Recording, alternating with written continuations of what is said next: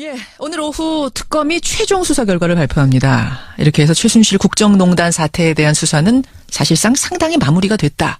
이렇게들 우리는 생각하고 있는데요. 그런데 아직도 뿌리가 드러나지 않았다면서 동분서주하는 분이 있습니다. 더불어민주당 안민석 의원입니다. 최순실 재산을 추적하기 위해서 독일을 이분이 다시 다녀왔답니다. 어떻게 된 건지 직접 연결을 해보죠. 안민석 의원, 나와 계세요, 안 의원님. 네, 안민석 의원입니다. 독일에는 언제 다시 다녀오셨어요? 지난 일주일 동안 있었고요. 이제 세 번째 다녀왔는데요. 예. 아니, 특검의 활동도 사실은 이제 종료가 됐고, 네. 어느 정도 수사가 마무리된 걸로 알고 있는 시점에서 어떻게 다시 가신 겁니까? 특검 종료됐지만, 예. 이것은 이제 최순실 국정농단 시즌 1 끝난 거고요. 시즌 2가 남아 있어요. 시즌 2가. 시즌 2는 본질, 뿌리에 해당되는 최순실 일가의 재산 문제, 최순실 국정농단 시즌 2가 이제 시작이다. 그런 생각을 저는 하는 거죠. 지금까지 특검에서는 이 부분을 거의 들어가지 못했죠. 시간 또 인력의 문제. 예. 특히 이게 독일을 주로 거점으로 삼았기 때문에. 그렇죠. 참 아쉬운 거는 그래도 독일을 한 번은 다녀왔어야 되는데. 한 번도 안 갔나요? 네. 수사관 한 팀 정도는 보내서 독일 검찰이 진행되고 있는 돈 세탁의 흐름과 성격을 파악을 좀 했어야 되는데 그 예. 부분이 저는 이해가 잘 안 되는 것이죠. 지금까지 발표한 그 특검의 조사 내용을 보면 물론 뭐 독일 한 번도 안 다녀온 건 지금 아쉽다 말씀하셨습니다만 어쨌든 특검에서 파악하기로는 최순실 재산이 200억 정도다. 이렇게 얘기를 하고 있더라고요. 그 발표는 안 하니만도 못한 겁니다. 이렇게 이야기를 했어야 되는 거죠. 어떻게요? 시간이 없어서 재산 부분은 밝히지 못했다. 차라리 예. 네, 왜냐하면은 200억의 100배 정도는 될 수 있거든요. 200억에 100배면은 그러면 2조란 말씀이세요? 네, 저는 그 정도는 추정이 되거든요. 좀 앞으로 과제로 남겨둬야 되는데 이걸 덜렁 200억이라고 이야기를 해버리면은 예. 그것은 제가 볼 때는 특검이 저는 다른 거는 정말 100점 만점에 아주 최고 점수를 줄 만큼 열심히 잘 했는데 예. 이 재산 이 부분은 거의 낙제라고 혹평을 해도 과하지 않을 만큼 이 부분을 조사도 거의 하지 않으면서도 200억이라고 발표를 하면 국민들은 알겠습니다. 특검에 대한 신뢰 때문에 그렇게 믿을 수밖에 없는 거거든요. 최순실 재산 부분은 낙제점이라고 할 만큼 결국 특검이 손을 못 댔다. 이 부분은 이제 검찰 특별수사본부가 넘겨받아서 수사를 해야 하는데 그 어떻게 보면은 전초 작업으로 안 의원이 다녀오신 거예요. 그렇다면 독일의 재산 은닉 부분과 관련해서 수사를 하면 누구를 해야 되는가? 키맨을 좀 정해 주신다면 누굽니까? 그 키맨이.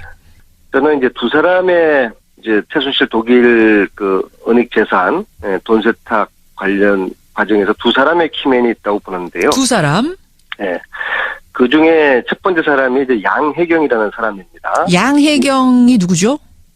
이분이 삼성 유럽 본부장 출신인데요. 예. 삼성전자. 네, 이건희의 핵심 측근이었고요. 네, 70년대부터 삼성 대리로 유럽에 생활을 시작해서 나이가 한 70 정도 되는 분인데요. 예.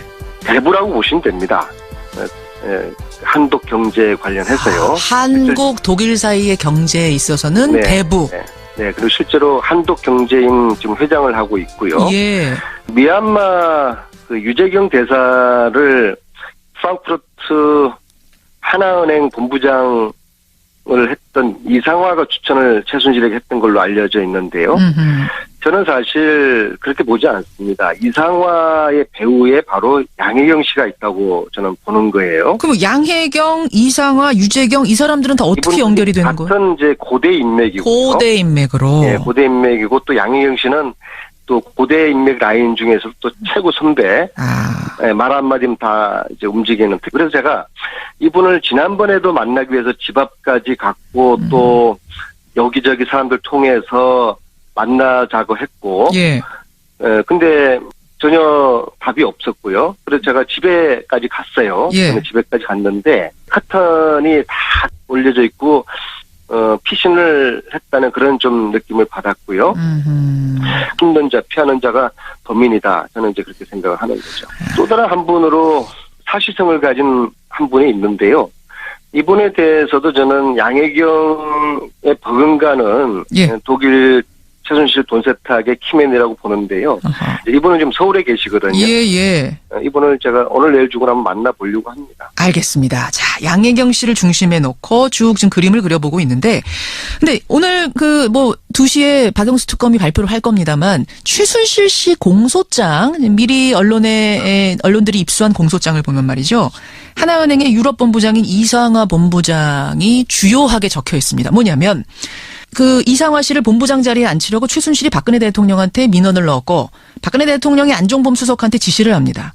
안 수석이 하나은행장한테 직접 전화를 걸어서 3번이나 이 이상화란 사람을 유럽 쪽으로 보내라 라고 얘기를 합니다. 근데 하나은행장이 듣질 않아요. 그러자 그 정도 말했으면 알아들어야지 머리가 그렇게 안 돌아가냐라는 폭언까지 하면서 결국은 없는 자리를 만들어서 이상화 씨를 보냈다는 거거든요. 이 공소장에 적혀 있다는 겁니다.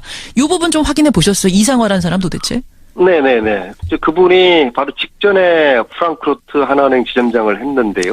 이분은 최순실이가 2015년 비대가 그리고 더 블루케이를 만드는 과정에서 삼성이 보낸 돈을 돈 세탁을 해준 장본인으로 저는 의심을 하고 있거든요. 무슨 말씀이냐면은 독일에는 이제 은행 규정에 큰 뭉칫돈이 들어오게 되면은 그 돈에 대한 출처를 요구하는 서류를 받게 돼 있어요. 그 고객한테 이 돈이 어떤 돈이냐, 뭐 할 거냐. 그리고 이제 그 서류가 좀 미심쩍으면은 검찰이나 세무당국에 신고를 하게 돼 있어요. 이 돈이 독일 은행은 그렇다는 거죠? 네, 그렇죠. 그리고 그 신고를 하지 않으면은 그 은행이 또 조사를 받게 돼 있고요. 이것을 책임지고 감독해야 될 사람이 지점장인데 법인장인데 그게 이상화였는데 이상화는 최순실이가 가지고 온 최순실로부터 들어온 이 뭉칫돈을 신고를 하지 않은 거죠. 결국 그런 사람이 하나 필요했고 그래서 그렇게 하나은행장 박근혜 대통령 통해서 안종범 통해서 하나은행장한테 그렇게까지 압력을 넣었던 거군요. 머리가 안 돌아가냐는 얘기까지 해가면서. 그리고 이제 이분이 거기 본부장 임기가 끝났을 때 다시 하나은행에 무리하게 인사를 해서 유럽 본부장을 시켰다는 것은 지속적으로 최순실의 돈 세탁에 대한 조력을 할 위치에 이 사람을 앉히기 위해서 남겨둘 필요가 있었다는 그런 저는 의심을 합니다. 그 이상화 씨를 최순실 씨한테 소개해준 사람도 결국은 양혜경 그 고대 동문 라인이라고 보시는 거고요. 네, 저는 그렇게 보고 있고요. 이분 역시도 피해요. 그래서 못 만나고 있는데요. 항시 그렇습니다. 피하는 자, 숨는 자, 범인이다. 이게 진리인 것 같습니다. 결국은 이제 검찰이 이 사람들 다 불러서 수사를 해야 되는 그 부분이라는 걸 지금 말씀하고 계시는 거예요. 근데 페이스북에도 쓰셨던데 그 네덜란드의 최순실과 연관된 페이퍼 컴퍼니 그걸로 의심되는 투자회사가 있는데 이 투자회사가 박근혜 대통령 재임 동안 한국으로 수천억을 보냈다 이렇게 쓰셨더라고요. 이건 무슨 말씀입니까? 최순실 씨 밑에 그 동생 최순천 씨의 남편이 서아묵이라는 사람인데요. 이 사람이 좀 회사를 운영을 하고 있는데요. 중소기업인데 이 회사로부터 2013년부터 15년까지 2천억이 외국 투자회사로부터 들어와요. 그 회사 이름이 퍼펙트 인베스트먼트라는 회사인데요. 이 회사가 네덜란드에 있어요. 아니 그 중소기업 최순천 씨가 운영하는 중소기업이 투자할 만한 가치가 있어서 투자했을 수도 있지 않습니까? 그래서 이제 이 퍼펙트 인베스트먼트 네덜란드에 있는 이 회사가 진짜 회사인지 어떤 회사인지를 알아보기 위해서 네덜란드로 이제 이번에 간 거거든요. 그랬더니요. 거의 독일 아주 그 네덜란드 그 아주 들판에 그냥 집 한 채 있는데요. 2천억을 보낸 회사가 네덜란드 들판에 집 한 채가 있어요? 그래서 이제 갔더니 그 운동 스포츠웨어 운동복을 뭐 마케팅하는 그런 회사더라고요. 예, 운동복을 만드는 것도 아니고 마케팅하는 회사? 네. 광고하는 회사? 예. 예. 홍인우 사장이 그런 사실 자체에 대해서 전혀 모르고, 자기는 한국하고도 어떠한 아는 사람도 없고, 그래서 이제 그분 표현으로 strange, 이상하다. 전형적인 페이퍼 컴퍼니로 의심할 수가 있거든요. 아니 근데 페이퍼 컴퍼니라고 해도 거기 사장은 알아야 되는 거잖아. 이런 일이 있었다는 거. 어떻게 하나도 모를 수가 있습니까? 아니 차명으로 하니까 그러니까 페이퍼 컴퍼니인 것이죠. 그러니까 이제 최순실의 돈 세탁이 이제 한국에서 외국으로 가는 흐름이 있고, 예. 또 외국에서 외국으로 가는 흐름이 있고, 예. 이번 같은 경우에 외국에서 한국으로 들어오는 또 흐름이 있는 것이죠. 예. 이번에 이제 퍼펙트 인베스트먼트 이것도 네덜란드에서 한국으로 직접 온 게 아니라 홍콩을 거쳐서 들어오거든요. 예, 이런 식으로 추적이 굉장히 어렵게 만들었는데 이제 검찰이 조사를 해야 되는 것이죠. 그러니까 저희들은 수사권이 없기 때문에 이런 의심 추정하는 거 말고는 저희가 정확하게 이걸 밝혀낼 수가 없기 때문에 특검 연장이 필요했고 이 특검 연장이 안 돼서 최순실 재산을 밝히지 못한 게 아쉬운 것이죠.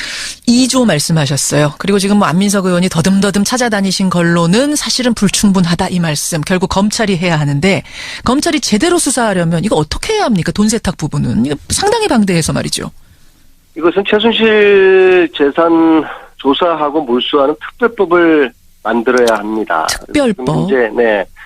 그리고 이제 이 재산의 흐름의 시작을 찾아가면은 박정희 시대부터 그슬러 올라간다고 보거든요.